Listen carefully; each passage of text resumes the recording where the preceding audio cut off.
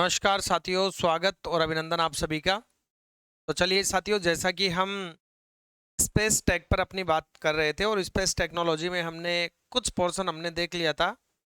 Satellite launch vehicle जो है वहां तक अपन ने बात कर ली थी। अब हम जो संस्करण है पीएसएलवी, इसके बारे में हम बात करेंगे। देखिए, जो पीएसएलवी है, पोलर सैटेलाइट लॉन्च व्हीकल जो है साथियों, इसके कुल 3 संस्करण हैं। कितने संस्करण है? 3 संस्करण है। तो सबसे पहले आप हेडिंग लगाइए पीएसएलवी। ठीक है, और पीएसएलवी का जो पूरा नाम होता है वो आप लिख सकते हैं पोलर सैटेलाइट ध्रुवीय उपग्रह, है ना। Polar satellite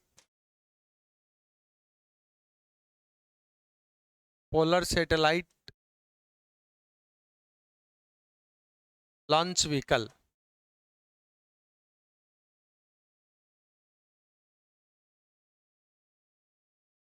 polar satellite launch vehicle. Polar satellite launch vehicle के संस्करण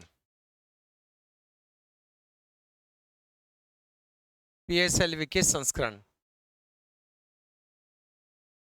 पीएसएलवी के संस्करणों की हम बात करेंगे। पीएसएलवी के संस्करण कौन कौन से हैं? तो यहां पर सबसे पहले मैं आपको जो पीएसएलवी है, इस पीएसएलवी की स्ट्रक्चर जो है साथियों, उसके बारे में बता देता हूं। ठीक है, तो पीएसएलवी का पहले डायग्राम अपन देख लेते हैं। पीएसएलवी जो है, इसके अंदर भी सेम आपको स्ट्रक्चर वैसी ही दिखेगी। अरे भाई, रॉकेट है तो सभी रॉकेट की संरचना लगभग कैसी होगी? एक जैसी होगी। इसमें क्या हो सकता है? ज्यादा से ज्यादा हो सकता है कि जो चैम्बर हैं वो कम ज्यादा हो सकते हैं। ईंधन की मात्रा का फर्क होगा। ऑक्सीडाइजर भी वही होगा।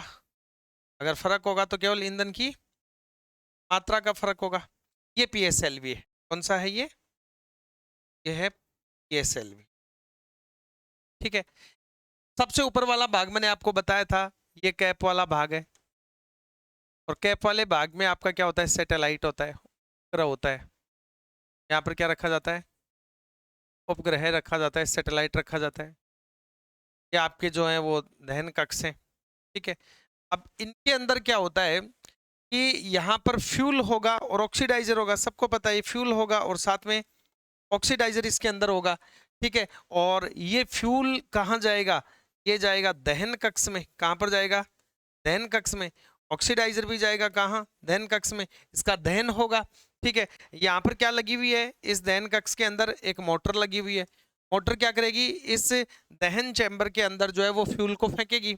ठीक है, यहाँ जो मोटर लगी होती है, जो रोटरी पंप लगा होता है इसके अंदर, ये मोटर 2 प्रकार की होती है। कितने प्रकार की मोटर लगी होती है?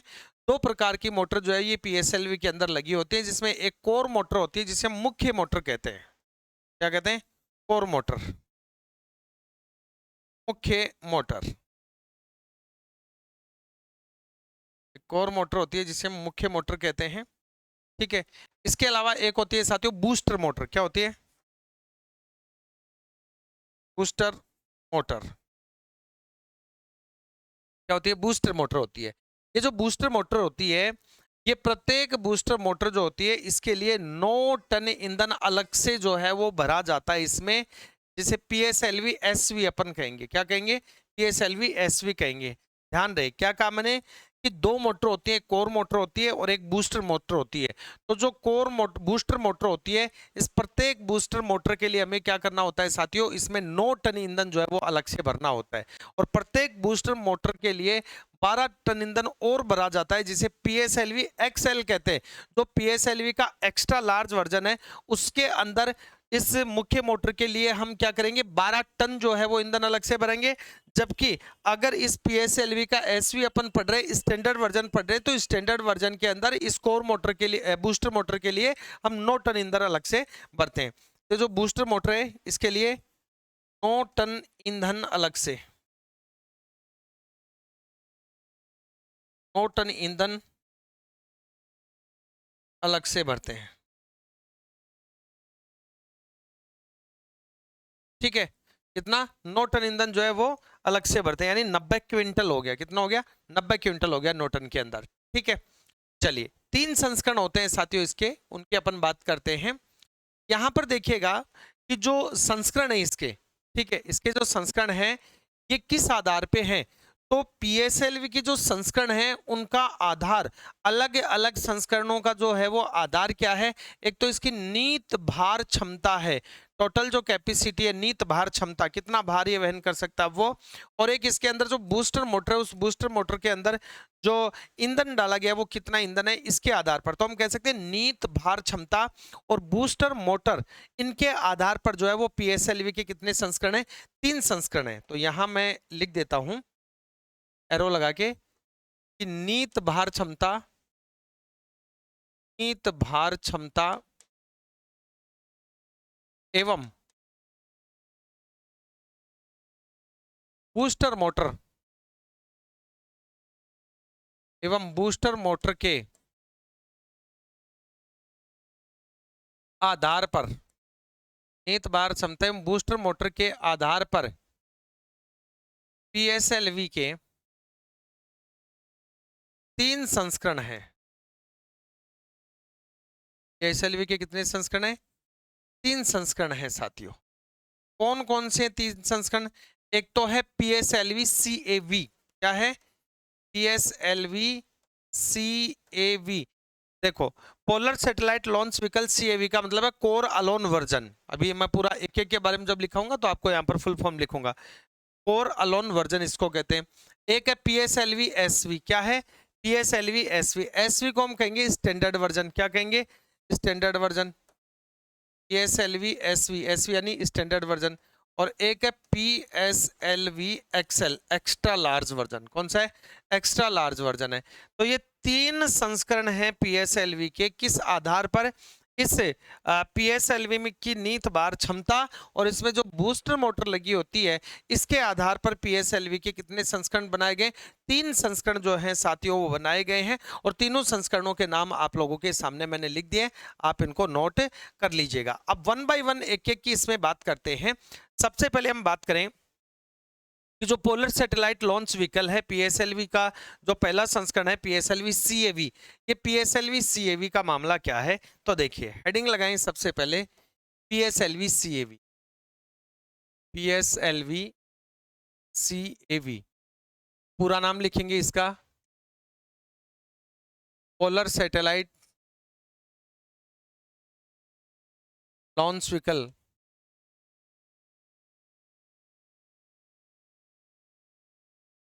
Polar satellite launch vehicle core alone version, core alone version, C A V, core alone version. ये इसका क्या हो गया? पूरा नाम हो गया। अब देखिए, ये जो वर्जन है ये पीएसएलवी का मूल संस्करण है। कई बार आपको सिंपल पर्सन यही पूछ सकता है कि पीएसएलवी का मूल संस्करण कौन सा है, तो आप लिख सकते हैं यह वर्जन। कौन सा वर्जन? पीएसएलवी सीएवी। यह वर्जन पीएसएलवी का मूल संस्करण है। पीएसएलवी का मूल संस्करण है। मूल संस्करण का मतलब हो गया कि पहला संस्करण यही बनाया गया था। मूल संस्करण का मतलब क्या हो गया? पहला संस्करण यही बनाया गया था। ठीक है। इसकी जो पेलोड कैपेसिटी है वो 1100 किलो थी। पेलोड कैपेसिटी कितनी थी इसकी? नीत भार क्षमता, पेलोड कैपेसिटी, तो पेलोड कैपेसिटी जो थी, नीत भार क्षमता थी, वो थी 1100 केजी। 1100 किलो इसका जो है वजन ले जाने की क्षमता थी। ओनली कोर मोटर का इसमें उपयोग किया गया था, ये ध्यान रखना। ठीक है, ओनली कोर मोटर का ही, ओनली कोर मोटर का ही उपयोग किया गया था।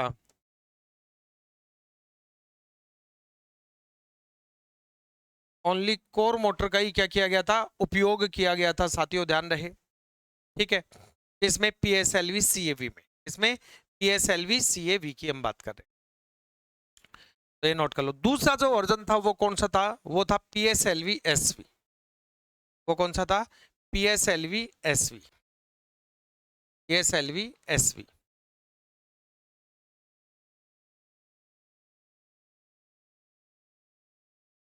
PSLV SV.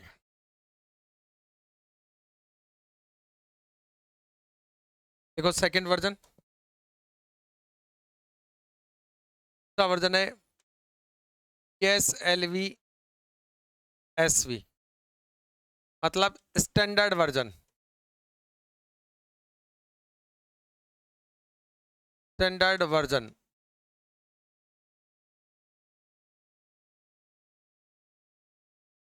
Standard version PSLV SV बोले तो स्टैंडर्ड वर्जन। इसकी हम बात करें तो ये PSLV का एक मानक संस्करण है। मानक संस्करण का मतलब हुआ कि जो सबसे पहले संस्करण बनाया गया वो मूल संस्करण है और उसमें कुछ संशोधन करके बनाया गया, वो स्टैंडर्ड हो गया। कौन सा हो गया? स्टैंडर्ड हो गया, मानक संस्करण हो गया। तो लिखिए यह है PSLV का, यह है PSLV का मानक संस्करण है। PSLV का मानक संस्करण है। यह PSLV का क्या है साथियों? तो PSLV का मानक संस्करण जो है वो इसको कहा जाता है। और इसके अंदर क्या है कि जो कोर मोटर है, इस कोर मोटर के साथ 6 से 10 तक संख्या में बूस्टर मोटर का उपयोग भी किया जाता है। एक तो कोर मोटर है और कोर मोटर के साथ इसमें बूस्टर मोटर और लगाई गई, कितनी? 6 से 10 तक। कितनी? 6 से 10 तक। तो लिखो इसमें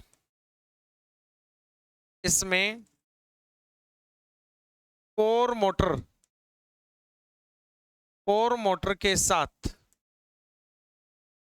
6 से 10 तक बूस्टर मोटर में, कोर मोटर के साथ 6 से 10 तक बूस्टर मोटर और लगाई गई है, लगाई गई है, बूस्टर मोटर और लगाई गई है। तो पेलोड कैपेसिटी क्या होगी? ज्यादा होगी भाई। इसको और मॉडिफाई किया हमने, इसमें ज्यादा बूस्टर मोटर लगाई, इसका मतलब पेलोड कैपेसिटी बढ़ गई। तो जो पहला संस्करण था CAV, उसकी पेलोड कैपेसिटी 1100 kg थी। तो अब स्टैंडर्ड वर्जन SV की बात करें तो 1450 kg इसकी क्या है? पेलोड कैपेसिटी है। तो लिखो payload capacity, payload capacity, payload capacity की बात करें तो 1450 kg। पेलोड कैपेसिटी कितनी है?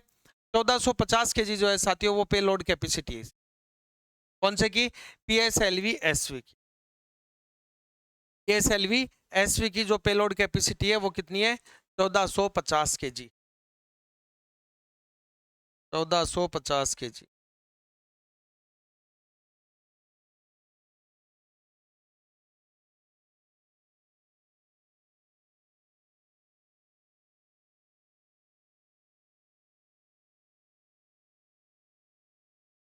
1450 kg।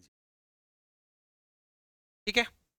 तीसरा जो वर्जन है उसकी हम बात करें तो वो है PSLV XL। तो नंबर 3 लिखिए, PSLV XL। XL बोले तो एक्स्ट्रा लार्ज,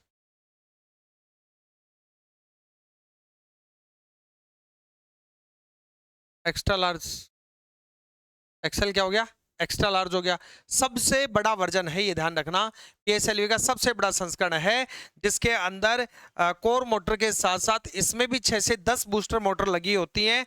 और इसका जो पेलोड कैपेसिटी है वो 1750 kg है। कितनी है? 1750 kg। तो लिखो यह है PSLV का, PSLV का सबसे बड़ा वर्जन है।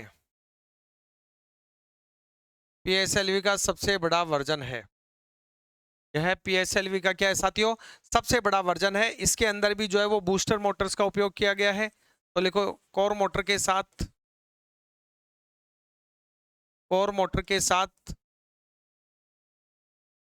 6 से 10 तक बूस्टर मोटर का उपयोग,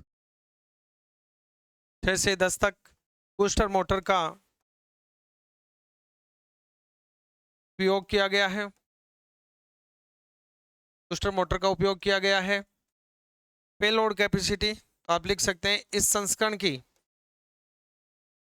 इस संस्करण की पेलोड कैपेसिटी 1750 केजी है। ये 1750 केजी है, 1750 केजी, नोट कर लो। अब यहां एक छोटी सी बात और आप ध्यान रख लेना, IRNSS, एक चंद्रयान फर्स्ट और एक मंगलयान, ये छोड़े गए थे PSLV एक्सेल से। यहां नोट लगा के लिख लो, IRNSS चंद्रयान फर्स्ट व मंगलयान, ठीक है। कौन कौन से? IRNSS, चंद्रयान फर्स्ट और मंगलयान, ये किसके द्वारा छोड़े गए थे? तो ये छोड़े गए थे PSLV एक्सेल के द्वारा।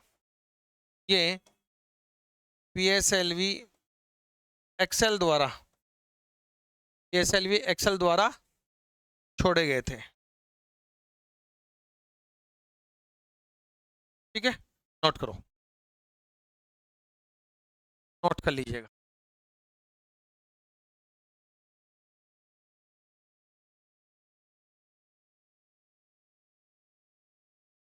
इसके बाद एक टेक्निक आई साथियों, क्रायोजेनिक टेक्निक, के बारे में भी हम चर्चा करेंगे, लेकिन पहले आप इसे नोट करो। फिर क्रायोजेनिक टेक्निक जो है इसके बारे में हम बात करेंगे। क्रायोजेनिक टेक्निक क्या थी?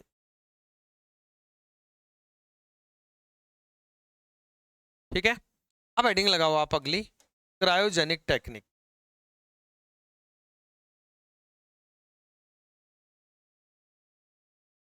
क्रायोजेनिक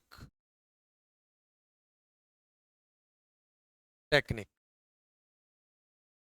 बोले तो क्रायोजेनिक तकनीक,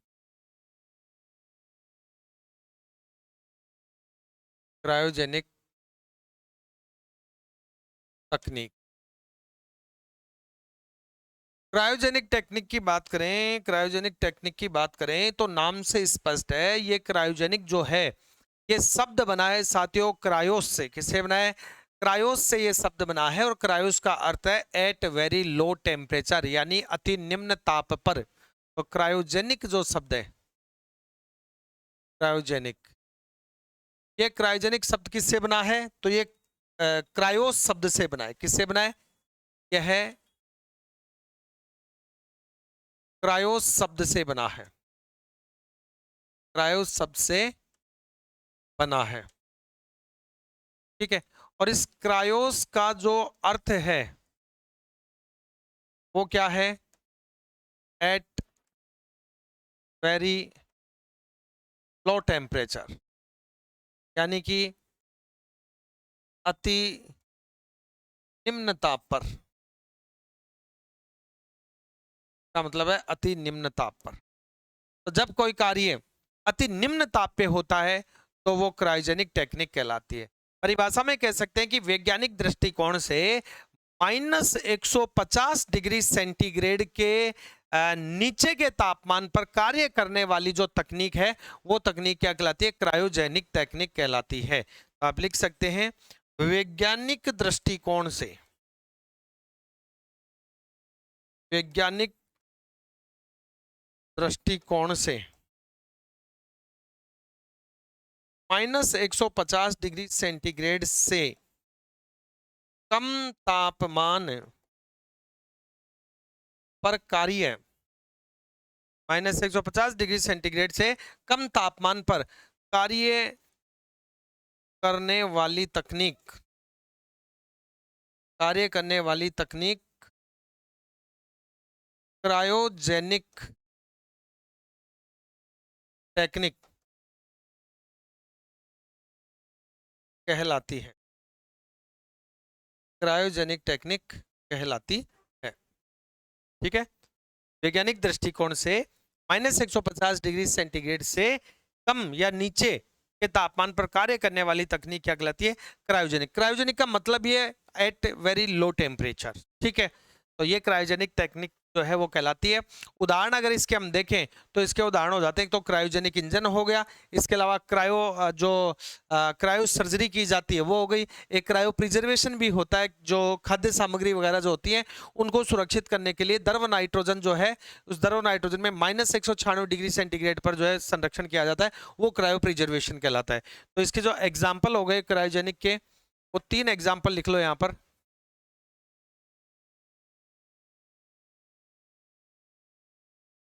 एक तो हो गया क्रायोजेनिक इंजन, ठीक है। एक तो क्या हो गया क्रायोजेनिक, क्या हो गया साथियों, इंजन। एक हो गया क्रायो सर्जरी, क्या होगी, क्रायो सर्जरी होगी। और एक हो गया क्रायो प्रिजर्वेशन,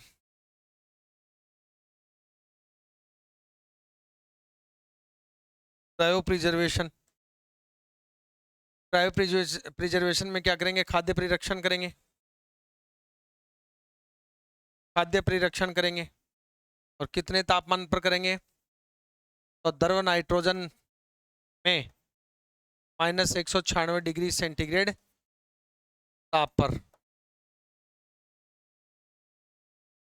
द्रव नाइट्रोजन में -196 डिग्री सेंटीग्रेड ताप पर क्या करेंगे, क्रायो प्रिजर्वेशन करेंगे। क्या करेंगे, क्रायो प्रिजर्वेशन करेंगे। नोट कर लो।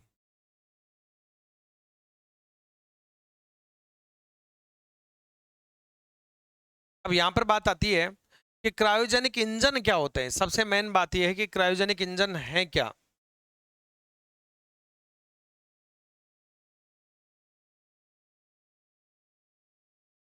देखो, क्रायोजेनिक इंजन की हम बात करें तो क्रायोजेनिक इंजन क्या होते हैं। देखो, ऐसे इंजन जो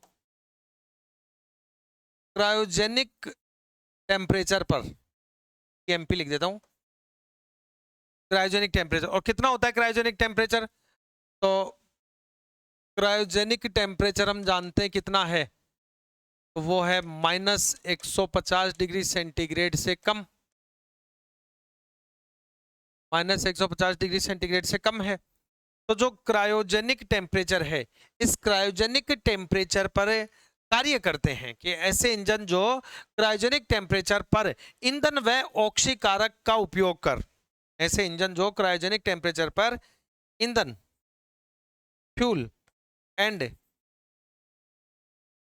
ऑक्सीडाइजर, का उपयोग कर शक्ति प्रदान करते हैं, उपयोग कर शक्ति प्रदान करते हैं, उपयोग कर क्या करते हैं, शक्ति प्रदान करते हैं, उन्हें क्रायोजेनिक इंजन कहा जाता है।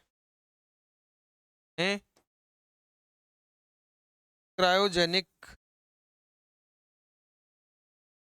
इंजन कहा जाता है। क्या कहा जाता है, क्रायोजेनिक इंजन कहा जाता है। तो जो क्रायोजेनिक टेम्परेचर पर काम करेंगे वो इंजन क्या होंगे, क्रायोजेनिक इंजन होंगे। और क्रायोजेनिक टेम्परेचर है कितना, -150 डिग्री सेंटीग्रेड से कम। तो ऐसे इंजन जो -150 डिग्री सेंटीग्रेड से कम तापमान पर काम करेंगे वो क्या कहलाएंगे, क्रायोजेनिक कहलाएंगे। अब यहां पर हम फ्यूल की बात करें, ये जो क्रायोजेनिक इंजन है, इन क्रायोजेनिक इंजन में हम जो फ्यूल उपयोग में लेते हैं, ये कौन सा उपयोग में लेते हैं, फ्यूल जो उपयोग में लेते हैं, ये फ्यूल के रूप में हम किसका उपयोग करते हैं, तो आप चाहें तो यहां लिख सकते हैं फ्यूल, ईंधन। अब क्रायोजेनिक इंजन में जो ईंधन हम उपयोग में लेंगे ये क्या है, तो जो ईंधन हम उपयोग में लेंगे वो है द्रव हाइड्रोजन। क्या है, लिक्विड हाइड्रोजन है, LH2 है। LH2 का मतलब क्या हो गया, L यानी लिक्विड, द्रव, H2 यानी हाइड्रोजन।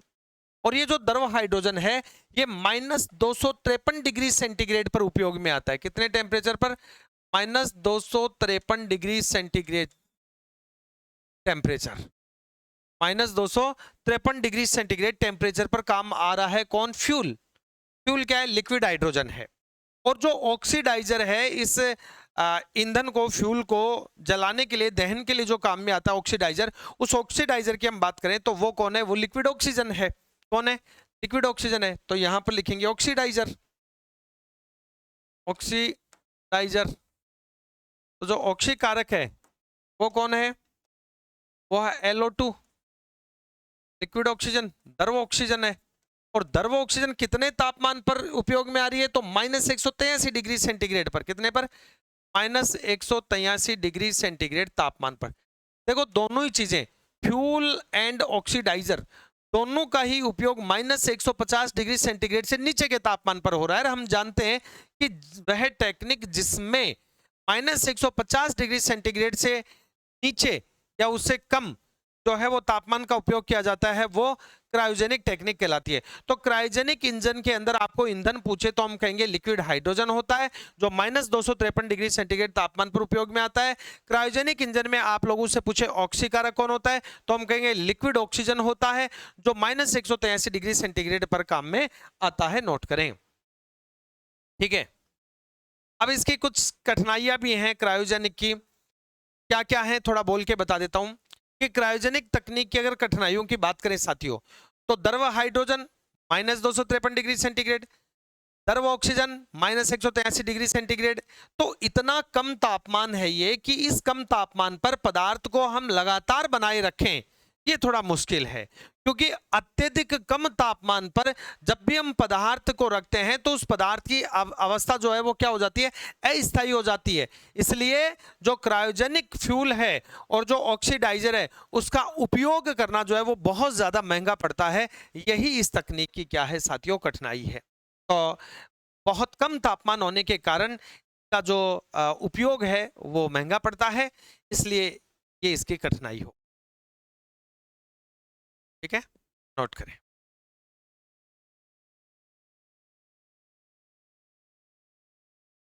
चलिए, इतनी बात हो गई तो अब आगे हम बात करते हैं। अब हम बात करते हैं इसरो के विषय में। इसरो के गठन की बात करते हैं थोड़ी सी।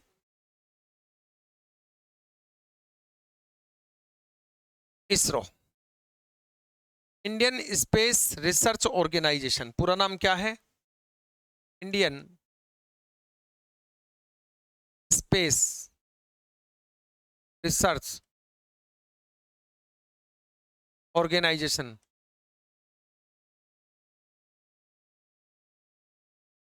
ठीक है, इंडियन स्पेस रिसर्च ऑर्गेनाइजेशन की हम बात कर रहे हैं। इसका गठन होता है साथियों 15 अगस्त 1969 को। कब होता है? तो लिखो गठन 15 अगस्त 1969, 1969। 15 अगस्त 1969 को इसका गठन किया जाता है और इसरो का पहला अध्यक्ष जो बना दिया जाता है साथियों, डॉक्टर विक्रम साराभाई को बना दिया जाता है। किसको बनाया जाता है? तो प्रथम अध्यक्ष, फर्स्ट अध्यक्ष कौन है? तो doctor Vikram Sarabhai. Doctor Vikram Sarabhai, doctor Vikram Sarabhai को पहला अध्यक्ष बनाया जाता है। और जो दूसरा अध्यक्ष बनाया जाता है वो बनाया जाता है डॉक्टर सतीश धवन को। किसको? डॉक्टर सतीश धवन को। सेकंड जो अध्यक्ष हैं इसरो के वो है डॉक्टर सतीश धवन। डॉक्टर सतीश धवन, ठीक है, सतीश धवन। और सतीश धवन जो थे, इनके साथ दो व्यक्ति कार्य कर रहे थे, जिनमें एक था डॉक्टर नवीन नारायण और एक थे साथियों डॉक्टर अब्दुल कलाम।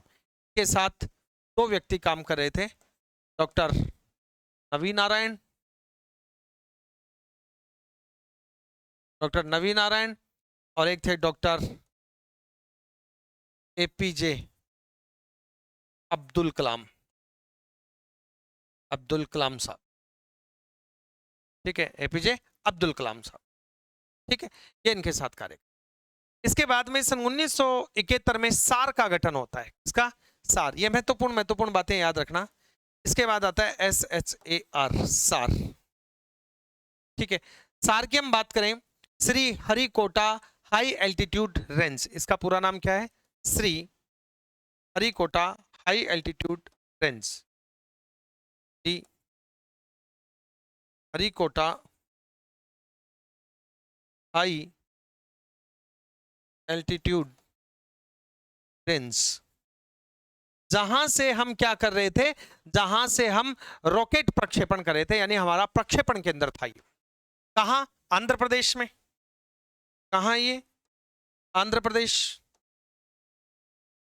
आंध्र प्रदेश। और बाद में इसका नाम परिवर्तन कर दिया गया, वर्तमान नाम। देखो सबसे ज्यादा सेवाएं दी इसरो में डॉक्टर सतीश धवन साहब ने, इसलिए इसका नाम बदलकर क्या कर दिया गया? एसडीएससी कर दिया गया। एसडीएससी बोले तो Satish Dhawan space centre, space centre, Satish Dhawan space centre, इसका क्या कर दिया जाता है? नाम कर दिया जाता है। इसका सार का 1972 में आगे चल के क्या होता है साथियों? ये 1971 में होता है गठन, ध्यान रखना। 1971 गठन कब हुआ इसका? 1971। और इसके बाद सन 1972 के अंदर अंतरिक्ष आयोग का गठन किया जाता है, यानी अंतरिक्ष विभाग का गठन किया जाता है। दो चीजें होती हैं यहां पर 1972 में, सन 1972 और 1972 में क्या हुआ?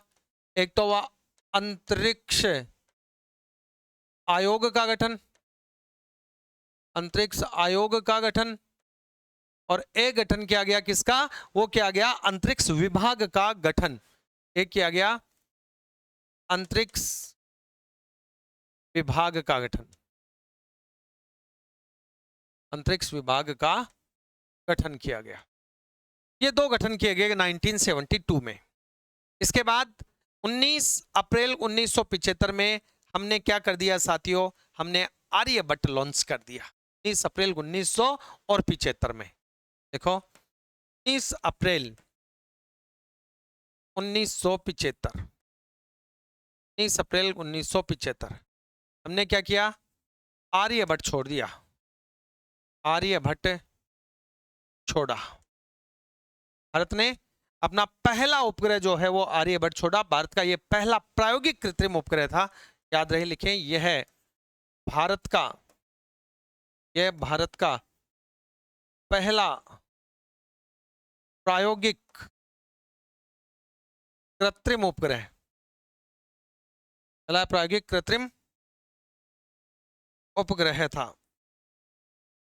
भारत का पहला प्रायोगिक कृत्रिम उपग्रह था साथियों, ध्यान रहे। इसका प्रक्षेपण केंद्र जो था वो बीकानेर था। तो बीकानेर का है, यूएसएसआर में है, ठीक है। प्रक्षेपण केंद्र, प्रक्षेपण केंद्र हमने कहां से छोड़ा इसको? इसको हमने छोड़ा बीकानेर, बीकानेर। और बीकानेर कहां है? तो ये जो बीकानेर है ये यूएसएसआर में है, रूस में। बीकानेर यूएसएसआर बोले तो रूस। हमने रूस की मदद से जो है वो हमारा पहला जो उपग्रह था, कृत्रिम उपग्रह आर्यभट्ट, इसका लॉन्च किया हमने। और जिस रॉकेट की सहायता से हमने इसको लॉन्च किया वो था इंटरकॉस्मोस। रॉकेट का नाम क्या था? जिस रॉकेट से हमने इसको छोड़ा वो था इंटरकॉस्मोस, इंटरकॉस्मोस। तो इंटरकॉस्मोस नामक रॉकेट से बीकानेर जो रूस का प्रक्षेपण केंद्र था वहां से हमने इसको छोड़ा, और ये इसरो द्वारा निर्मित पहला कृत्रिम उपग्रह था साथियों, ध्यान रहे, इसरो द्वारा निर्मित पहला कृत्रिम उपग्रह। यानी कि बात ये हुई कि हमारे यहाँ 1975 से मूल रूप से जो है वो अंतरिक्ष प्रौद्योगिकी का जो है वो जन्म होता है। हालांकि वैसे देखा जाए तो 1969 में जब इसरो की स्थापना हो गई थी तब से ही अपने जो है वो स्पेस टेक्नोलॉजी का कार्य शुरू हो गया था, लेकिन हमने पहला जो उपग्रह छोड़ा वो उपग्रह हमने छोड़ा 1975 में, 19 अप्रैल 1975 को छोड़ा, ठीक है। नेविगेशन सैटेलाइट्स होते हैं, एक्सपेरिमेंटल जो कम्युनिकेशन सैटेलाइट्स होते हैं, रिमोट सेंसिटिव सैटेलाइट हैं, काफ़ी हैं।